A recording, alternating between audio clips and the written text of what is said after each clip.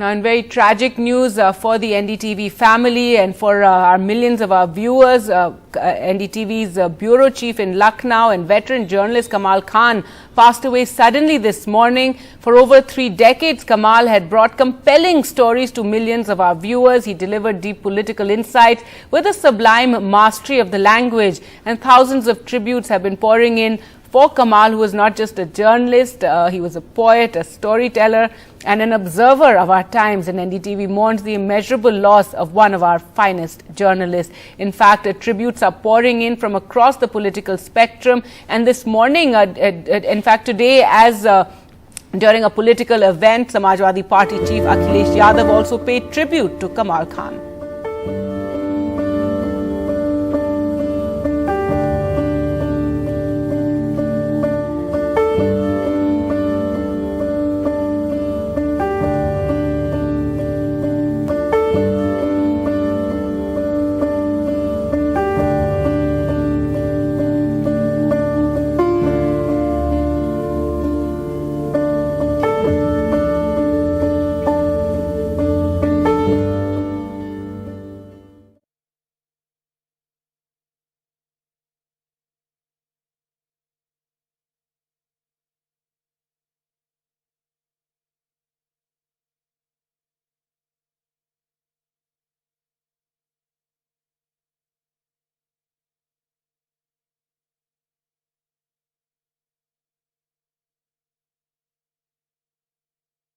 वही एक दुखद घटना घटी है।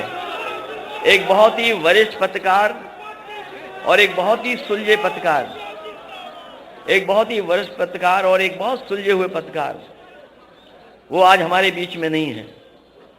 जब कभी भी वो अपनी बात को रखते थे या घटना के बारे में जानकारी देते थे, शायद ही देश में कम ऐसे पत्रकार होंगे जो इतने सलीके के साथ बातें रखते थे। जहां उन्हें उर्दू के बारे में जानकारी थी, हिंदी में भी वो जानकार थे, और किस शेर को किन परिस्थितियों में किस समय पर कहा जाए, शायद वो हुनर ऐसे ही पत्रकार के साथ था। आज कमाल खान हमारे बीच नहीं है, हमें दुख है इस बात का। एक बहुत अच्छे पत्रकार थे जिन्हें हमने अचानक खो दिया। हम सब उनके परिवार के साथ इस दुख की घड़ी में हैं और भगवान से प्रार्थना करते हैं कि इस दुख को सहने की शक्ति पूरे परिवार को, उनके सहयोगी साथियों को दे। हर किसी के पास एक अलग अलग कमाल खान है, उनकी रिपोर्टिंग की अपनी यादें हैं। उन्होंने इस पेशे में जो अब बहुत ही खराब हो गया है और शर्मनाक पेशा हो गया है, आज तक टेलीविजन इससे बुरा तो कभी इस दुनिया में कहीं नहीं होगा। इतना खराब टेलीविजन इस देश का हो गया। उसमें कुछ लोग हैं जो दिए की तरह टिमटिमा रहे थे, दिखाई दे रहे थे कि हाँ, यहाँ से भाषा, यहाँ से शराफत, यहाँ से शऊर, इन सब चीजों को हासिल किया जा सकता है। यहाँ ये सारी चीजें बची हुई नजर आती है। तो इस खराबे में, इस दलदल में, इस कीचड़ हो चुके न्यूज चैनलों की दुनिया में वो एक कमल की तरह कमाल तरीके से खिले हुए नजर आ रहे थे, जब हमारे बीच में नहीं है। लेकिन किसी को ये मुगालता नहीं होना चाहिए कि कमाल खान कोई सिर्फ माइक पकड़ लेने से, किसी चैनल में जुड़ जाने से कमाल खान बन जाता है। कमाल खान के बारे में हम सब जब अपनी रिपोर्टिंग शुरू कर रहे थे, तब सुना करते थे कि अपनी गाड़ियों में जब वो सफर पर जाया करते थे लखनऊ से बाहर, तो बहुत सारी किताबें लेकर जाया और 4 लाइन की स्क्रिप्ट लिखने में वो कई घंटे लगाते थे।